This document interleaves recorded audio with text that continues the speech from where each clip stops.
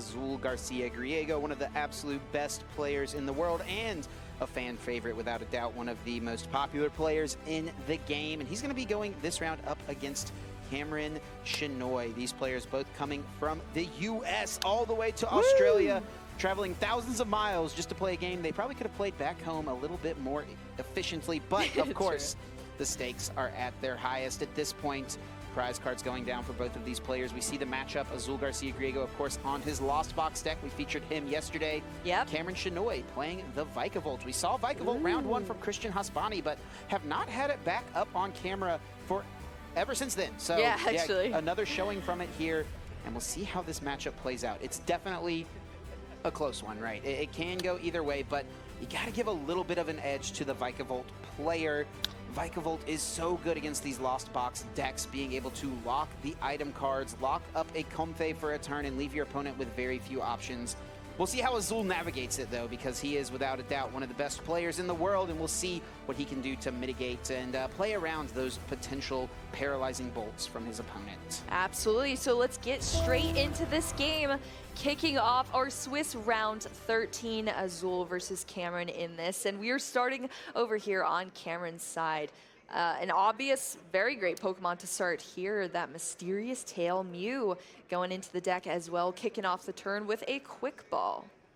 And Great discarding start. that Drapion, yeah, too. Drapion going down, a Pokemon that's not going to be useful for you at all in this matchup. And Cameron will take a moment to check the prize cards and try to be aware of what he has access to and doesn't. He'll make note of that one Vikavolt being prized without a doubt.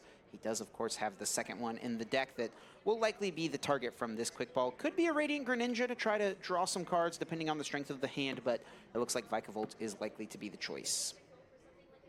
Absolutely.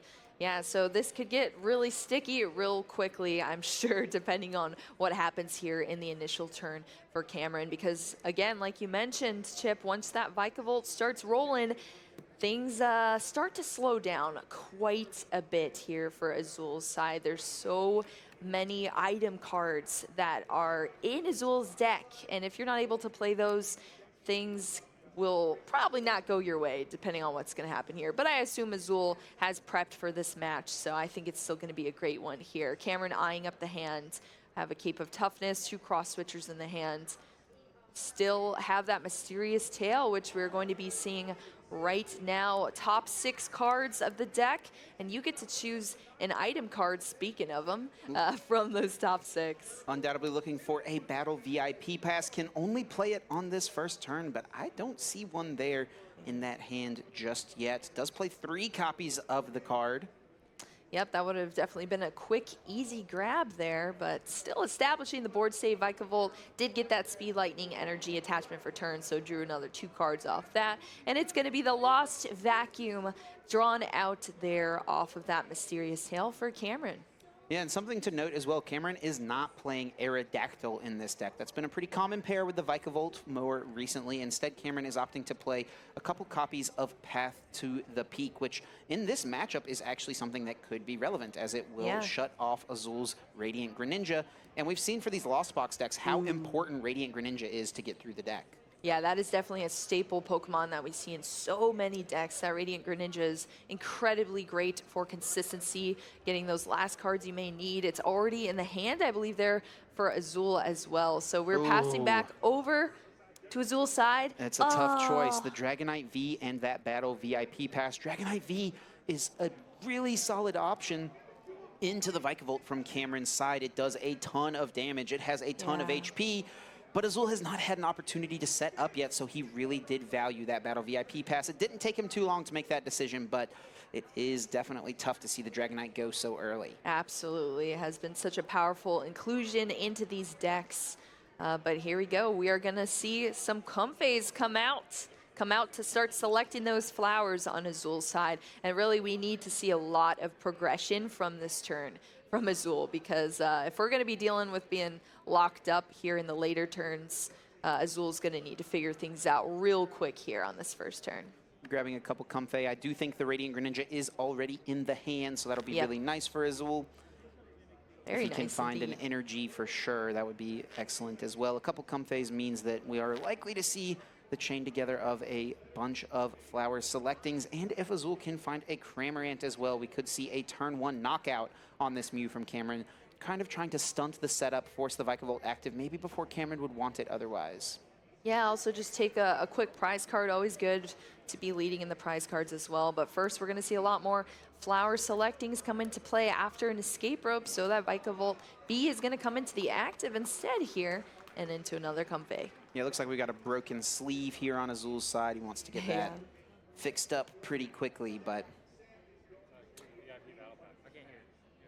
Yeah, so it looks like a little bit of a discussion. Judge is maybe just going to swap a sleeve with a card from the discard pile. This is something we see pretty often from, you know, in the situations of, let's just make this sleeve change right now, get through this game, and then between games we'll address and find another sleeve. Use a sleeve from a card that's in the lost zone that's not going to be interacted with once again, get a fresh sleeve on there, and yeah, we'll keep it rolling. Yeah, that makes a lot of sense to me. Can I just say the coordination from Azul, top tier here. I'm sure happy to have another Play Pokemon shirt. The red shirt, the red sleeves. No red Pokemon. Red chair. No red Pokemon in his deck, though. Oh, lame. Couldn't quite pull it all together. The red Battle VIP pass, though, right? True. That flower on the Comfey's red, you know? We're really a little bit of a stretch. Here, yeah. All of the Pokemon that have an ability have red text on them. Yeah, abilities are red. Yes. All right, here we go. So we have 2 now in the lost zone for Azul, but that's going to be a little bit more here off of a third flower selecting for the turn. Yeah, still missing that Colress. Still missing Colress is the thing he would love to hit here. Oh, yeah, absolutely. Going second. It's always nice having some more cards that you can get into that lost zone with the Colress. There's only 3 right now, but that's not going to be enough to get a Cram attack off. So here we go. Let's see what we can get off of this Radiant Greninja, concealed cards, discarding the Water Energy, drawing 2. I think it was a Boss. Yeah, Boss. And a Sableye. Yeah, looks like that was the grab. And Azul does have a Bird Keeper in hand, so he does have a supporter to play. And Bird Keeper kind of works as a pseudo 5th Colress in this deck from time to time, if you can switch between some Comfeys. But in this specific instance, Azul has already used all 3 Comfeys that are in play. So, you know, sure, he could use Bird Keeper to go into one, but it's not going to be able to be utilized. Absolutely. So opting to just switch into the Sableye instead. And then, of course, drawing those 3. Oh, the first one being that Colress. So just missed it. You hate to see it. But, of course, these players can only play 1 supporter per turn. And that has already happened with that Bird Keeper. Yeah, Azul's going to be in a tough spot here. Cameron's going to start using that Paralyzing Bolt next turn and put on the item lock, make it so Azul can't play those scoop up nets, the switch carts, and the key Mirage Gate as well. So while he can, Azul will take this opportunity to play a quick ball, ditch that Drapion, try to find something else. Zeraora being eyed up, which is interesting. It could deal a decent bit of damage to this Vikavolt if Azul can get an energy on it now, find a Lightning next turn potentially, but it's not really what you would expect to see being grabbed whenever you're facing down a Vikavolt. Yeah, absolutely. The Dragonite, who is our alternate attacker, already gone into the lost zone there. So Zeraora is going to be the one picked up off of this quick ball, though. Yep, Fighting Lightning would allow him to deal 110 damage to a Vikavolt, but that doesn't even set up for a 2-hit knockout thanks to the Cape of Toughness on Cameron's active. So, like, I mean, theoretically, if there was no Cape of Toughness, Azul could go Fighting Lightning into a Cramorant, spit innocently, and take 2 prizes. He's not going to be able to do it here. Absolutely, yeah, that Cape of Toughness buffing the HP plus 50 fits so well into the Vikavolt deck for sure because of that exact situation you're talking about, Chip. So playing the item cards out for Azul, but still kind of in a rough position, at least has the Colress for next turn. But yeah, this is could be really sticky down the line here for Azul. I'm thinking of playing this Ordinary Rod in his hand before he won't be able to, since that item lock is going to come out. So, I mean, Azul's one of the most intelligent players in the game, so he's going to think through it. He does have Choice Belt in his hand. I didn't see that there. That's something that could boost the damage and maybe try to help him get to a 2-hit knockout. I don't think, let's see, it doesn't quite work out still. 220 plus 30, 250. Yeah, that's going to be 10 short of the Vikavolt. It's got 260 HP effectively with that cape. That cape. Absolutely. So Yep, here we go. That Ordinary Rod was played there before. It is not able to be played in the future turns thanks to that Vikavolt. Azul now attaching Wait, hold on a second. We're Wait. seeing a scratch. Are you for real? That's 20 damage off of that scratch here from the Sableye. Hey. Or sorry, no, because the Choice Belt, which boosts the damage to 50 on that Vikavolt V. So that is just chipping away here at that Vikavolt. Wow. You know, you said it, Chip. Azul is one of the most intelligent and skillful players in the game. And when you scratch, you scratch. And Azul has gone for scratch, and Cameron has gone for the double cross switcher. An excellent grab. I mean, Sableye is kind of annoying, honestly, for Cameron to deal with because he can't lock it active with the Zapdos, you know, do 60 damage to it, and then KO it next turn with a Galarian Zigzagoon like he can with a Comfey. Yeah. You know, that's usually the play he's going to go for. Deal 60, and then Zigzagoon, ping, deal 10 more to get 2 prizes effectively in a turn when he shouldn't. Otherwise, Azul was trying to maybe get around that by pushing up the 80 HP Sableye. Not going to be an option now, though, since Cameron was able to find double cross switcher. Yep, I think it was already in the beginning hand, actually. So, or it was searched out last hand or something like that. But we did see that mysterious tail there, grabbing a trekking shoes off of the top 6 cards. Thanks to that little Mew. Yep, can keep on getting through the deck. Trekking Shoes is such a great card in these kind of more turbo Mew-built lists. What was the card, though? Yeah, it looks like a tough choice, yeah. Cameron can either keep this card or choose to discard it and get the next card off the top. Oh, looks like it's Hisuian Heavy Ball is the card that Cameron is debating. He knows that a Vikavolt is prize. True. So it is risky to lose this because but he's only got one Vikavolt to work with. Choosing to lose it, though. I think the Vikavolt was at the top, too, of the prize card. So I think so. That could be rough down the line, but we'll have to see what happens. Discarding that Hisuian Heavy Ball into the next card. Thinking of playing another one. Looks like it is a Scoop Up Net being played. Does just need one more energy on this Vikavolt in order to attack with the Paralyzing Bolt. Would love to find Zapdos this turn as well, but I don't see either of those 2 cards in this hand currently. Nope, but here is that Galarian Zigzagoon. So when it is played down, that Headbutt happens, this Tantrum Headbutt to put 10 damage onto that active Comfey. Yeah, kind of interesting to see it being utilized now. Often we'll see that Zigzagoon be used after an attack has happened, but I think Cameron just wanted to thin it out of the hand before going for this Judge, as he's only going to get 4 cards off of this. So get rid of the Zigzagoon, make sure it's not in your deck so you don't draw into it. And if you do happen to draw into Zapdos plus an energy card, you don't have to put the Zapdos down, right? You can still lock up the Comfey for a turn and then maybe find a Scoop Up Net later. Yeah, as I say, always scoop it up later. But we are seeing the Judge here, so both players shuffle their hands into their decks and draw into 4 cards. So let's see what 4 Cameron still has to work with for the rest of this turn. Yeah, looking for an energy. That is the piece he's missing, and he was able to find a couple basic water energies, actually. So really, really good. Trekking Shoes is looking at one more. I know, I didn't see it either. Another tough decision, it seems. Oh, an energy search here. Opting to discard it, though, and take the next card, and that is an air balloon. That can come in pretty handy for pivoting out of situations, especially on that Mew.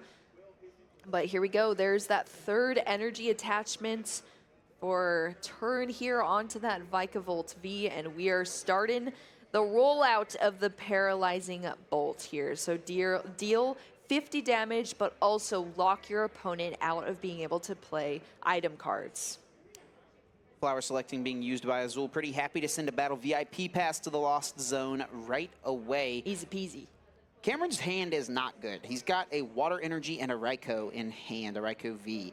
Yeah. So not much working with, but if you're item locking your opponent and they're not finding enough to really deal with and answer your Vikavolt, you don't mind it too terribly much. Yeah, every time I see Vikavolt V played, it's kind of like you're just hoping that you are stalling your opponent enough to reset up your board, because you can also get into some interesting situations or some clunky hands, and that's exactly what's happening here. All Azul did for that turn, because of the lack of item cards, was just a Flower Selecting and pass back to Cameron. Cameron does have the Raikou, like we mentioned. Could put it down and get an energy on it so that he has an alternate attacker once this Vikavolt goes down, but it's not really what you want to be attacking with in this matchup. Oh, no, Cameron's about to draw a card. Yeah. Oh, no. Cameron took a knockout, and he's meant to take a prize card when that happens. Not but a card off, yeah. Yeah, just reached up and drew a card instead. And I think Azul, I mean, I know in these spots, Azul... Yeah, I think Azul is probably saying this is not a big deal, but oftentimes this will result in a penalty for the player, and the judges may issue one here. Azul is, I think, probably honestly trying to plead for Cameron. I know Azul is not a fan of taking prize cards or like receiving penalties that he doesn't think would have mattered, and that's really kind of a silly one. So, yeah. No, Azul is definitely a great sport for sure. But yeah, it is ultimately going to be up to the judges to decide what happens from this. It's interesting, I feel like every time, it's always confusing when the player is playing with their deck on the other side that I'm used to seeing on the stream, so I can completely understand how this might happen as well. Right, yeah, Cameron's playing with the deck on the left side of the board as opposed to the right, and he's used to drawing his prize cards probably from the left side of his board. So that's what I'm saying, because our prize card camera is on the right, so maybe the player chooses to switch things around a little bit, but I'm sure we'll get this resolved very soon.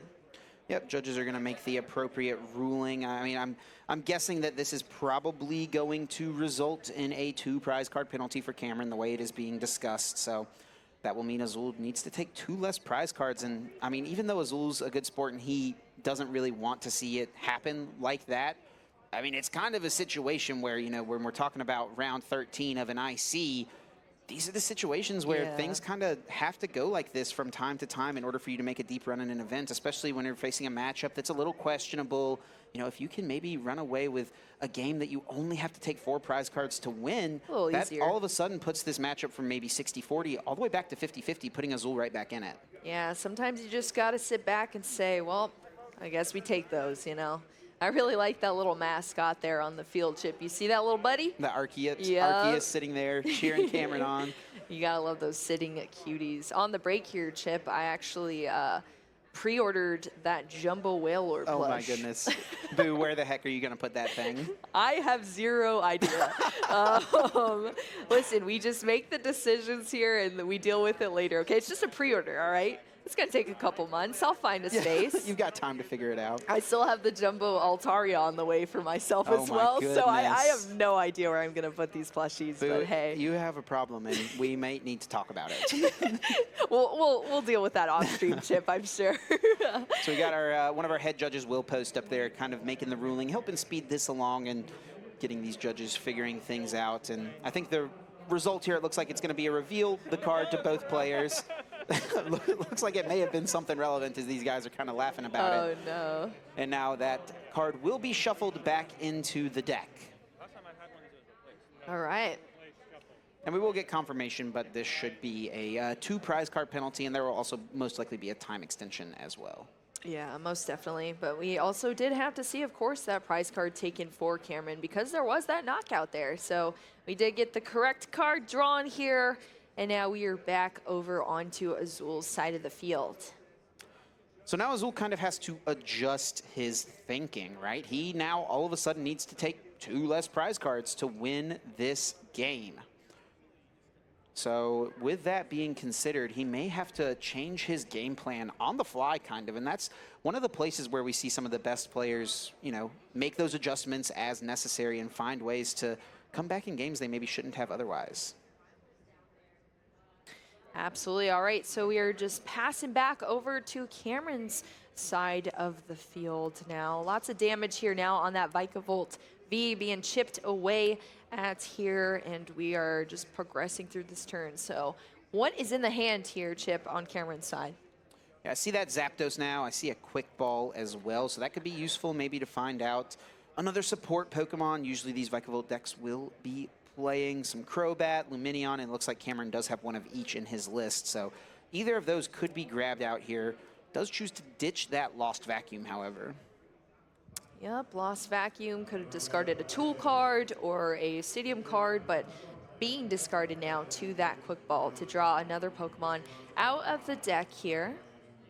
Yep, so just total confirmation was a double prize penalty, double prize loss awarded to Cameron, so Azul will have to take 2 less prizes, and it will also be a 3-minute time extension added for both these players, which we should now see reflected on our clock. All right, there we go. So time has been added here. Prize cards will be read out here in the future as well. And that Radiant Greninja is being drawn out of the deck here and placed straight down onto the bench to hop right into that concealed cards, discarding that water energy, drawing into 2 cards for the hand. Couple cards being added, yep, and we'll see if it gives Cameron something to work with. With a second Vikavolt being prized, he's got to start to figure out where his next attacker is coming in, and you really do rely on Vikavolt in this deck. From time to time, we'll see Ditto V being an inclusion here, being able to use that V transformation ability to swap it with a Pokemon V from your discard pile, but instead of playing that card, Cameron is actually playing just a second copy of the Raikou. Absolutely. So pivoting into this Mew that still has that mysterious tail ability here. And that was with a switch cart as well, which actually had some relevant healing happen here. Reduced the damage on that Vikavolt by 30, so now it's up to 110 hit points. That's going to let it hang around just a little bit longer. Yeah, I feel like we get switch carts so often played, but it is kind of rare we see the heal from it, so that's nice to see off of that card here. Oh, was the only card, the Battle VIP off the Mysterious Tail? Had to have been. I think I saw a Forest Sealstone, but can't really utilize it because there's a Cape of Toughness already on the Vikavolt. Very true, yeah.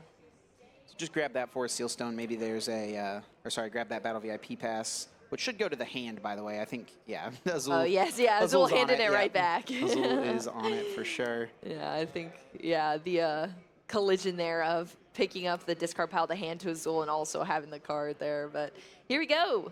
Zapdos still in the hand here, now being played onto the bench. That Zapdos is fantastic in this deck with that ability that boosts 10 more damage done to your opponent's active Pokemon when you attack. Yep, we'll put that Zeraora up to 60. Cameron's holding off on putting down Raikou or putting any other energy in play. He did have a Speed Lightning in hand, could have attached to the Zapdos. Tried to get to the Electric Ball in a couple of turns because he should be expecting this Vikavolt to go down, and he knows he doesn't have another one, so maybe he's just hanging on here and hoping to take the Vikavolt off of his prizes here, potentially. Yeah. Electric Ball, what a move. That 110 damage definitely can be very relevant, not just for the ability, that's for sure. But we are just going to see more and more damage here being stacked onto that Vikavolt V from the Zeraora on Azul's side of the field. Back over to Cameron here for the turn. Of course, these abilities are going to reset on the benched Pokemon. So Cameron has some options here, but really it's going to come down to what cards are in the hand that we can sort of play off of. And it looks like Raikou V will be the choice, drawing 2 from the Speed Lightning for now. Yep, placed onto there, drawing those 2 cards because of that electric Pokemon here, the lightning Pokemon.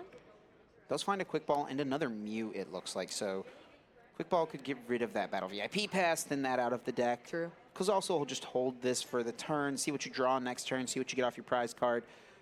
But as it stands, this may be Cameron's last turn of Paralyzing Bolt. I think he's really hoping to find Vikavolt here, and it's going to be sad to see us scoop up net instead.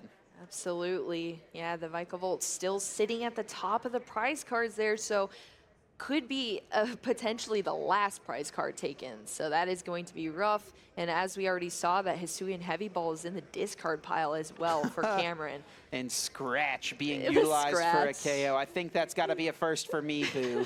Sableye does take plenty of knockouts, but it's not too often it does it with Scratch. Yeah, absolutely. Especially seeing the Scratch 2 times in this game so far. Taking that knockout there on that Vikavolt V. So Azul is going to go down 2 prize cards. And Chip, that means only 2 prize cards are left for Azul to be drawn to win this game. Cameron will see the top 6 here with Mysterious Tail, looking for some help. Does need 1 more energy onto that Raikou V on the bench. I think he does have a Lightning in hand to work with at least. He does also have that Path to the Peak in hand. That's something he could put down at some point to try to slow down Azul's Radiant Greninja. Though Azul has not been drawing very many cards, though Azul has been able to cobble together a few attacks, he's really not done too much. Yeah, that is definitely true, but still, definitely being helped out there by that penalty, so we'll see how the rest of this game turns out. But here we go, Forest Seal Stone.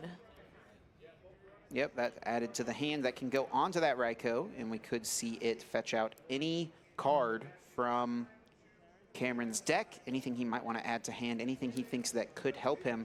The problem here becomes you're not item locking Azul anymore, and that means that he is just a few cards in the Lost Zone away from playing a Mirage Gate, which means it's not too unreasonable to see this Raikou potentially even go down this turn to something like a Snorlax with a Choice Belt. Also interesting to see the path to the peak put in play, which means fleet-footed wasn't utilized either for Cameron on that turn. Yeah, a little bit of a misstep there from Cameron. You always want to try to utilize those abilities when you can, so he could have done that before he put the path in play, but you know, it's sometimes you're just under the lights, you forget simple things as small as just drawing one extra card. Absolutely, but hey, that path to the peak is out of play now because Azul just bumped it for that training court, so each of our players are going to be able to retrieve basic energy from their discard pile and just put it right back into their hands. Yep, and Azul's having a debate here between the Capture Energy and the Hisuian Heavy Ball, and I do think that Snorlax was in the prizes, so Hisuian Heavy Ball can fetch that out now, and that's going to be a way that Azul can try to close out the game this turn. He's up to 5 cards in the Lost Zone currently. If he can find a Colress, a Mirage Gate, a Choice Belt, and a switching card, he'll just close out the game with Thumping Snore. Yeah, I've been saying it all weekend so far, Chip. That Snorlax is the MVP here. Thumping Snore, Unfazed Fat, 150 HP. It's just the perfect combination for some absolutely incredible plays. We have 6 cards now into the Lost Zone here. And I think this is going to be 7. It. Yeah, Azul is going to get an energy card off of this. He's got a Mirage Gate. He's got Snorlax, and he even has Choice Belt already in hand. He didn't even need to find Colress. He's got everything he needs to close this one out, assuming there is enough energy in the deck. That might be the one thing to consider, and I think that's what Azul is counting here. There are quite a few in the discard pile. You'd hate to play Mirage Gate and only see 1 energy in your deck. Oh, yes. That is definitely a misstep you do not want to make at all. Looks like he's checked, though. Yeah, here we go. Mirage Gate.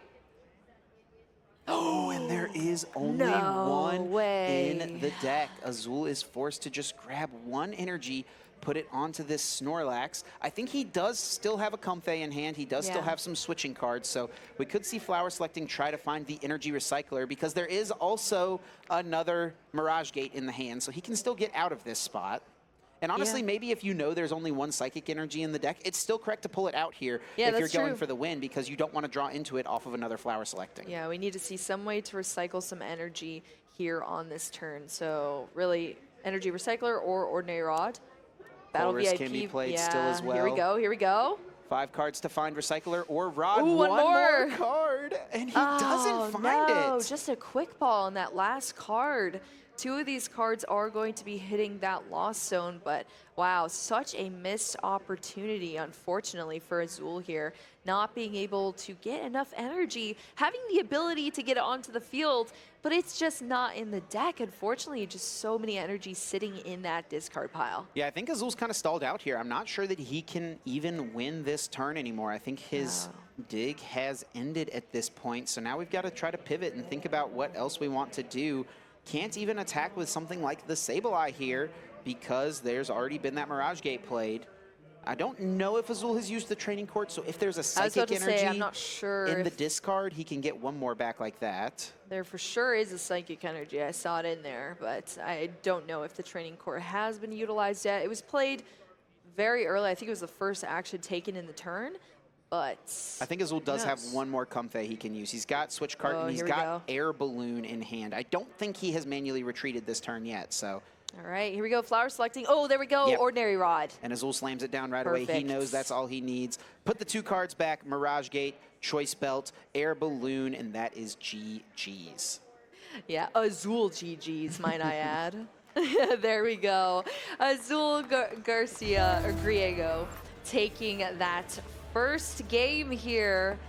Absolutely phenomenal. Of course, we did have that small little penalty there that helped out a bit. So quicker game than maybe we would have seen otherwise, but still, Azul handled that absolutely flawlessly. Got a little bit sticky there, Chip, at the end, but here we go. That ordinary rod was drawn out by that last Comfey, and we got there. Yeah, I have to say I'm not sure how big of a deal the prize penalty ended up being, just because of the fact that regardless of it, Cameron didn't have the second Vikavolt. He wasn't able to continue the item lock streak. He was forced to attack with Raikou regardless, and in that spot, Azul would have gone down to 2 prizes left. He still had tons of resources to just try to Sableye and target down some of those low HP Pokemon on the bench to close out this game. So I think Azul was in a really good position regardless of what Cameron could have done there, even if that prize penalty did not come through for him. Yep, absolutely. All right, here we go. We are prepping for a game 2 here now between our players. Let's see if we can get some nice clean play here. I'm sure Cameron is not going to be making that same mistake we saw before on the stream. Of course, so easy to do if you have to switch around the way your field is laid out, where you put your deck and your prize cards and your discard pile. But hey, I think the players are focused up here, and we're going to have a really clean, nice game 2. Yeah, looking forward to this. We'll see if Cameron can find a way to fight back, and he will have gotten to choose in this game if he wants to go first or second. And oftentimes this Vikavolt deck does want to go second. You want to try to go for the turn 1 item lock. And it honestly makes me wonder, thinking back to game 1, Cameron went first. I wonder if Azul won the flip and chose to go second. Yeah, that would be interesting to see. So here we go. Both players setting up their hands here, drawing 7 cards. Of course, we are going to have to see a basic Pokemon from both of our players to kick off the rest of this setup here. Let's see if we can see a nice little Mew start here from Cameron. I believe that's exactly what I saw in the hands there. And let's check out these prize cards. Yeah, Forest Sealstone being there, not the best. Raikou, Path to the Peak, nothing terrible for Cameron, and really nothing terrible for Azul either. 1 Mirage Gate could be something to keep track of, but it is down there, like we always talk about, at the bottom of the prizes. Just a bunch of item cards that you probably won't even be able to play, potentially, you know, whatever. Here we go. Kicking off the start of our game 2 in our round 13 right now. Azul, Garcia, Griego gonna kick this off here with a battle VIP pass, going straight for that Radiant Greninja and that Comfey, 2 staples of this deck. And has started the Snorlax. Yeah, that's great. Yeah, it's good to have him play. It's kind of awkward to have in the active, though. It's got a big 4 retreat cost, so you're going to have to burn one of your switch carts or scoop up nets on it, get it up out of there so you can get into a Comfey. But having it in play is actually really solid because it can do a lot of damage to a Vikavolt that is otherwise going to be difficult to deal with. Yep, but here we go. Yeah, definitely having it in play is very nice, but you don't want it to be a liability either. It's so beefy with that HP. You don't want it to be dwindled down over time until you really get the full utilization out of it. So here we go. Azul, Garcia, Griego kicking off our turn 1, shuffling up here. Did you get to see what was in the hand at all, Chip? Not quite yet. We're going to get a good look here, though. Looks like there is a couple of energy cards that he'll be able to discard with that Radiant Greninja. Does have a scoop-up net as well, so Snorlax will be picked up here pretty shortly. And that is an excellent draw there off the Greninja. 2 scoop-up nets for Azul. Ooh, does that make 3 in hand as well? Well, that's a perfect way to get that Snorlax right out of the active. We're seeing our first flower selecting between the Water Energy or that Cramorant, and opting to go with the Cram, which is so important in these earlier turns. And I think we're going to see 3 nets being burned on turn 1 for Azul. Now he gets a second use of that Radiant Greninja since it got added to the hand. He's got that Comfey back in the active, and he was off of that concealed cards, able to draw into another Comfey and a Capture Energy as well. Absolutely, and now we're going to see another flower selecting here. Comfey entering into the Lost Zone here. So 2 cards now in the Lost Zone. I think Azul would have liked to have gotten 3 cards in the Lost Zone this turn so that next turn he could flower select and get to 4 and then attach an energy and retreat to Cramorant, so that way he could get some damage on to a Vikavolt, but don't think he's going to be able to pull it off right here. And the Dragonite's actually hitting the discard pile, so maybe not something Azul wants to worry about here in this matchup. Yeah, maybe not a strategy that's going to be established here in the game, but hey, that Zeraora is coming out again for sure. We saw that in the last game, and Azul's going for that once again with that quick ball.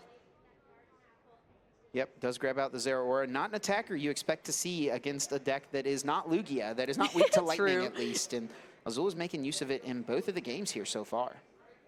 Yeah, I love it. I mean, you slot a Pokemon into your deck so that they do some work for you. And that Zeraora is definitely doing some work here. Attaching the Capture Energy to it. Of course, that's one of the two needed for that Zeraora. And then we're just shuffling up after retrieving that Cramorant. Yep, Cramorant will go to the bench here, get it in the into play out of the deck. Azul does already have another Cramorant, but doesn't really need anything else out of the deck. So might as well use that Capture Energy and effectively thin the Cramorant out. We're actually going to see both Cramorants coming down. Not too often you see two Cramorants in play for this Lost Box deck.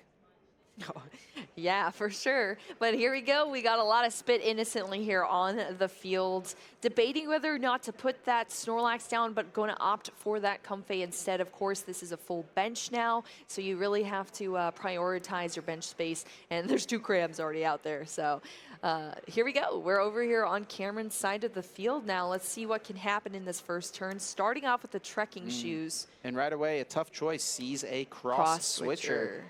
Does choose to discard it. Does play 4 copies, so we'll have at least the option to still pull off one combination of those 2 cards. But it's always tough to have to just get rid of that right away on the first turn. Yeah, it's funny. The trekking shoes is almost like a flower selecting, but you don't know the other card, you know, that you're going to get. Sure. So it's kind of interesting to see. But here we go, jumping into that mysterious tail. Hisuian Heavy Ball going to come out of the mysterious tail. Yeah, it was the only target there. So Cameron can play that, and he'll get full knowledge of what he's got prized and what he does and doesn't have access to this game. I don't think there was any Vikavolt prized. I do believe there was a Raikou V, though, so that can be fetched out here. Yeah, and like you said, Chip, just having that knowledge of what else is in your prize cards without having to have the mental fatigue of searching through your entire deck to search out what's missing is always a huge benefit as well. You can clear up a little bit of that mental space to focus more on your strategy throughout the game. So here we go. Prize cards being shuffled back and then placed down, of course, that Hisuian Heavy Ball, replacing that Raikou that was chilling there before. We do see a couple of Quick Ball in the hand for Cameron. Or is it just one? Yeah, might be able to thin down a little bit. Could fetch out that Radiant Greninja to try to draw some cards with the concealed cards. Another happy little Mew joining us on the bench there. Has a couple Raikou, but no Vikavolt yet. So it's a little awkward to try to map this out. Will just be the Mysterious Tail to start off, though. Yeah, of course, another Mysterious Tail. This is a new Mew. New Mew popping in here. So 6 cards. Oh, there we go. Battle VIP pass. Exactly what you want to see specifically on your first turn, because that's the only time you can use it. Otherwise, it's just discard fodder for you. But hey, it's going to have a ton of utility here on this first turn for Cameron. Going straight very quickly, as you can see, for that Vikavolt V, and of course that beneficial Radiant Greninja. And he's got a couple Water Energy in the hand, so he can pretty freely just ditch one with the concealed cards. And worst case scenario, he has Quick Ball, so he can go find the Melanie off of a Lumineon V. Very, very nice. Now, Melanie, huge for this deck. You have to find a way to double attach to this Vikavolt here, and that is one way to do it, attaching a Water Energy that is flawlessly played off of that Radiant Greninja onto a V Pokemon, and you also get to draw an additional 3 cards, so giving you some draw support too. Quick Ball, I think this is smart, is going to discard Raikou instead of the Water Energy. Players might think, oh, why don't you put the Water Energy in the discard pile? You can use Melanie with it later. That's because Cameron wants to hang on to it so he can use concealed cards on the next turn in order to see a couple more. That's a really good point, Chip.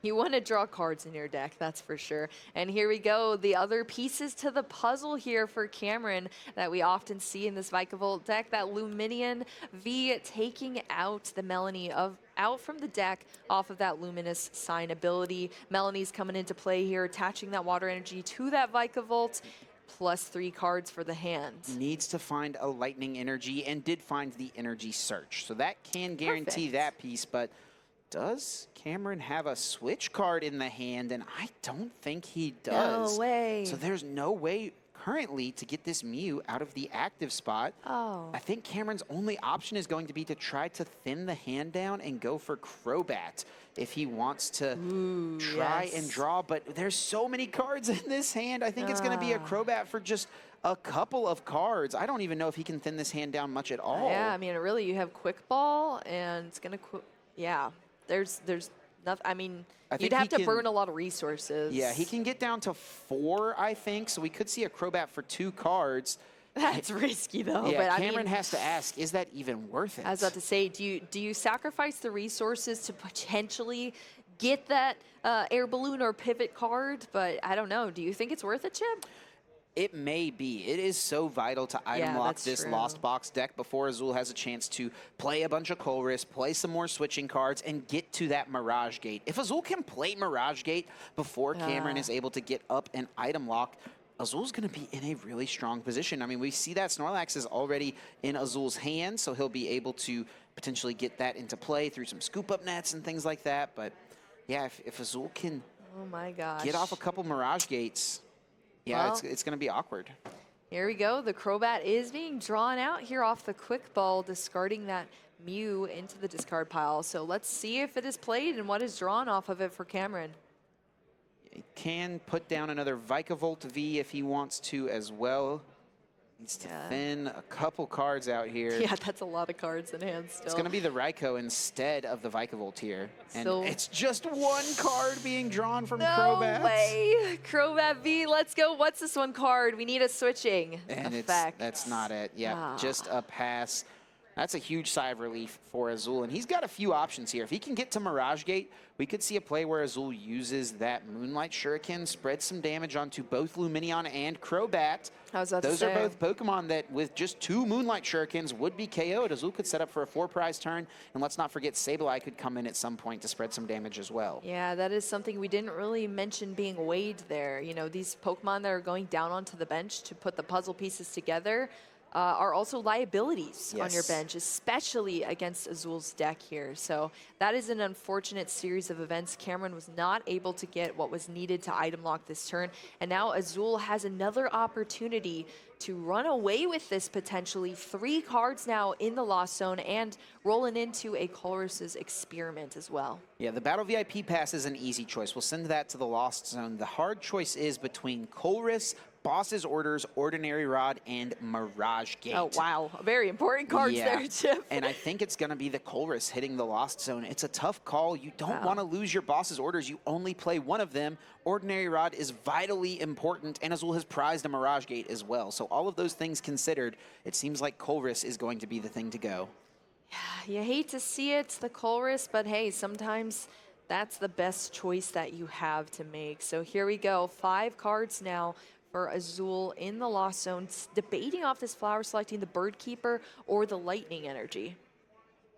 Bird Keeper or Lightning Energy. Bird Keeper, of course, works like the Colress's Experiment, you know, when you don't have a Colress, right? Yeah, Get you between a few Comfey. B-rated Colress. But Energy are very important in this deck, and Azul's already got a Water down there. The Lightning would allow him to attack with Zeraora pretty soon, so I think with that being considered, he chooses to hang on to it. Yep, there we go. Bird Keeper hitting that Lost Zone. Scoop up nets. That is going to be the 4th scoop up net, so we'll have to keep that in mind.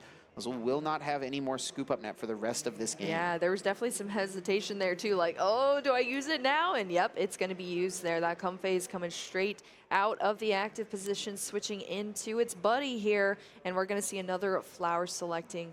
Like we've said plenty of times, we need to get to that Mirage Gate here. 6 now in the Lost Zone. This is tough for Cameron to be looking at because Cameron was so close to stopping so many item cards from being played out of his hands, but now Azul is just free roaming here.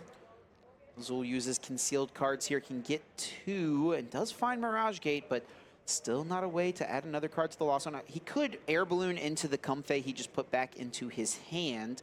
I think that's going to be his only option, but he's going to be bench locked if he did that. And I wonder if Azul is regretting his decision to put 2 Cramorants in play. Yeah, exactly. Yeah, that is very true. I suppose you prepare for the worst case scenario, but yeah, maybe some regrets here down the line. We'll have to see. I mean, these Lost Box decks are so difficult to pilot. It takes an extremely skilled player to play them. It's almost impossible to not make mistakes. You're mapping out turns early game that happen that mean something way down the line in the game. So it's just difficult. It's not uncommon to see a decision that you make on turn 2 lose you the game on turn 7. You know, every single decision is vitally important. I wouldn't be able to live with the chip, that's for sure. That's why I don't play these decks. Let's just say that. Here we go, Air Balloon on to this Comfey, as we mentioned before. So it does give us the pivot option. Azul deciding what is going to be that last bench slot here. But we're going to see the Ordinary Rod first. So, of course, retrieving out any energy here and Pokemon. You're allowed to do both here. So 2 energy, shuffling back in alongside that Dragonite into the deck. And I think with this decision, that signifies to me that Azul is not going for another flower selecting. I think he would definitely go for that before putting these energies back into the deck, before potentially putting them into harm's way. So we are not going to see 7 cards in the Lost Zone this turn. We are not going to see a Mirage Gate from Azul. It may just be a Cramorant hit into the Mew for a prize. Yeah, we might just see some spitting going on this turn. I guess the Cramorant's starting to get some utilization here from Azul at least. They're just taking up space on the bench right now, but hey, let's start spitting. Wow, that's so many scoop up nets. I just saw the discard. Well, it's kind of wild. All of them. Yeah, literally as many every as you single. could possibly have. Yes. All right, here we go. The potential manual attach here onto that Zeraora. That would be the attach for turn, though. Of course, you only get 1 attachment per turn for each player. I wonder if Azul's maybe thinking of benching Snorlax and attaching to it, but no, it will be Comfey. You do want to try to attach an energy every turn if you can. And wow, I'm actually kind of surprised to see this. We'll see the flower selecting now. Ends up not biting Azul, as he does just Lost Zone the Drapion. And that will get him to 7 cards, so we can see Mirage Gate now. Yeah, maybe just wanting to play these item cards out. You don't want to be locked up and struggling later on. So here we go. That Mirage Gate is active. Of course, you have to select 2 different types of basic energy, and that's what we're going to be seeing here being applied to the board. Radiant Greninja, of course, getting that water, and then the Zeraora now online for that attack, that Fighting Lightning. We could see a Mirage Gate being played once again. This would put most likely a Water and a Psychic onto the Greninja, prepping it to attack with the Moonlight Shuriken. But it will be an attachment to the Comfey, actually. Let that be a pivot for the next turn. That's actually really smart from Azul. His opponent cannot realistically get a 1-hit knockout on this Comfey. He could go for a Paralyzing Bolt plus Zigzagoon plus Zapdos, but with the bench being full from Cameron, that's realistically not happening. Yeah, of course, Azul not able to retreat that turn because we already used the hard retreat per turn via that air balloon. So now we are just passing back over to Cameron's side of the field, starting off with the trekking shoes. Familiar card here for Cameron. And then we're going to go straight into that concealed cards as well, drawing 2 more cards into the hand. Let's see what Cameron has to work with here. Let's see if we can make up some ground after missing that absolutely pivotal turn in the last turn. And Cameron is going very quickly, as we see now, because there's only 6 minutes, just under 7 minutes left on the clock. Yeah, this is, I mean, that's just the nature of Lost Box, right? Its turns take a while, and Azul is a great player who is going to consider all of his potential outlets in a game. So whenever that is both things being the case, Azul's not slow playing by any means. He's just playing his game as he should. It just ends up leading to long turns, and that's exactly what we saw from Azul. I mean, I think that was like a 7 or 8 minute turn on his end. Yeah, for sure. But yeah, that's just really how Lost Box functions, unfortunately. Another reason I do not play the deck, that's for sure. It is so hard on these clocks. But here we go, scoop up net on Cameron's side of the field. That Mew is coming straight out of the active position. Zapdos now in play, going to give an extra damage boost there for that Vikavolt V because it is an electric Pokemon. And here we go. Let's see what else we have from Cameron. Yeah, Cameron. Lost Vacuum. That's a pretty good play, yeah. Removing that air balloon. Does add 1 more to Azul's Lost Zone, so it gets him closer to using Sableye later on. But let's be real, Azul's getting there pretty reasonably regardless. Absolutely. 8 in the Lost Zone now. Of course, one for Cameron too, but not very applicable here.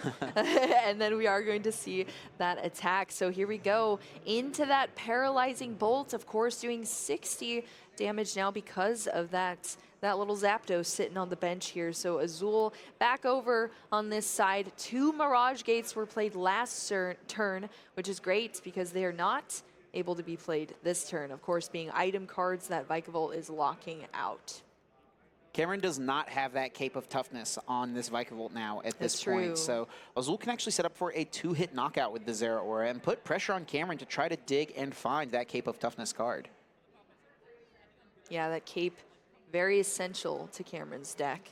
All right, here's the Colress. We have the Choice Belt, Training Court, and a Capture Energy kept off of that Colress's Experiment. Escape Rope and Sky Seal Stone hitting the Lost Zone there, bringing it up to 10 cards. Now 11 off that Flower, selecting another Choice Belt going into the Lost Zone here. So everything is unlocked as far as the Lost Zone requirements on Azul's side. Yep, that should be up to 11 now in Azul's Lost Zone, so more than enough. We'll just group that up and put some damage. It gets a little ridiculous when these Lost Zones get above 10 cards. You start to see a great wall of Lost Zone going across people's fields. It's funny when they do it in the center of the field too, That's and my it literally favorite way to do walls it. them. Yeah. That's great. I'm sure people who don't really know what's going on in Pokemon that tune in, though, are probably like, what is happening here? So always nice to have I know about the this active spot in the bench, but why are there so many cards just streaked across the field?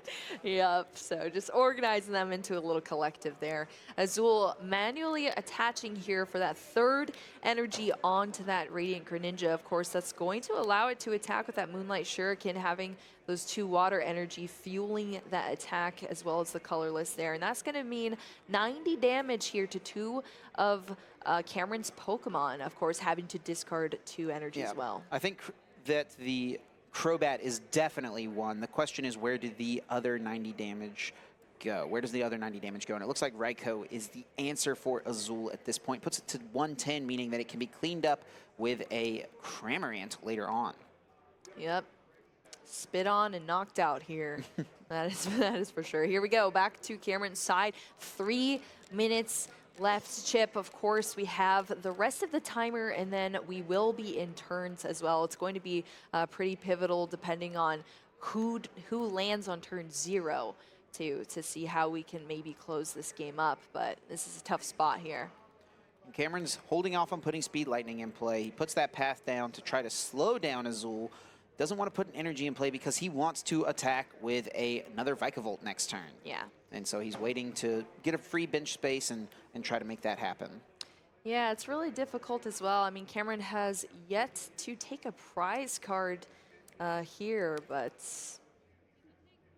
Yeah, things are really in Azul's court at this point, not only with just the amount of time left, but also really just as far as this game is going. There's so much damage in play. Cameron can't even realistically knock out this Zeraora. Just has to deal 60 damage to it and set up for the 2-hit knockout, and that's going to lead to his own Vikavolt being knocked out. Exactly, and that's the sticky situation you get to when you're playing Vikavolt. You just do not have a lot of damage output. You try to balance that with stopping your opponent or disrupting your opponent, but when you're not able to do that soon enough, you just get put into these situations, especially when you're playing against a 1-prize deck and you have yet to take a prize card and there's just not enough time. The switch card is pretty nice. That will mean that Vikavolt cannot be 2-hit KO'd by Zeraora. Cameron will use the cross switchers to bring up the Cramorant, and that is enough to take a knockout. No, Cameron, don't draw from your deck. No, Cameron. Oh, man. And there we go. Cameron, he understands the situation. A simple mistake, but... Azul tried to stop him, too. Yeah, that's... You hate to see it. A little bit of a spaghetti fest there at the end, but, oh, man, I feel like Azul was in a good spot regardless. I totally agree with that as well. Azul just handled that all perfectly here. Cameron kept up with the games, had such a fighting spirit. I mean, we even saw the dig and the Crobat for one to try to get that Vikavolt off, but things just did not go Cameron's way. And just after an unfortunate series of events, Azul Garcia Griego is going to be taking the win there. on that round 13. Yes, yeah, this will mean Azul just needs one more win to lock up a spot in top 8. He's made top 8 at the Oceania International Championships before, so I'm sure he'd like to, you know, make that accomplishment a little bit better. Of course, he is the North American International Champion, but there's something to be said about making a push for each of these ICs. Absolutely. I mean, that would be a great thing to have under your belt for sure. I remember Azul winning NAIC2. It was so hype. And then I got to talk to him behind the scenes after that. I think we were like cubing or something. And it's just so chill. It's like, I just won an IC. And now I'm chilling, you know? It was actually funny. So, yeah, we were, Azul won an AIC, and then that afternoon we were trying to get together with the group to cube, and I wasn't going to bother him because, you know, he's just won an IC. I'm going to let him go celebrate, get some dinner.